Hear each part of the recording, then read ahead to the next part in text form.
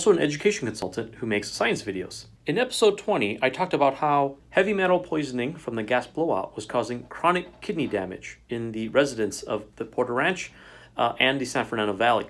In this episode, I'm going to explain why, even if the Aliso Canyon gas well was considered safe now and no longer spilled or leaked any more gases, that the symptoms of the residents would still continue. The toxins are not in the air anymore. So then, where would they be? When the gas blowout happened, methane, benzene, and other volatile compounds were released into the atmosphere. However, heavy metals also came out into the air and ended up being deposited in dust and onto the trees, environment, and homes. Though the wind and weather patterns may have blown away the volatile gas compounds, the heavy metals remain on the environment. These heavy metals cling to dust and can be re-released into the air every time this dust is disturbed. And when the rain comes, the rain washes all of these heavy metals into the earth. When the sun comes out and the dirt dries, it becomes a reservoir of dust that contains heavy metals, dust that is released into the air every time the soil is disrupted. So residents of the San Fernando Valley may notice that every time they work in the garden, or their neighbors work in the garden,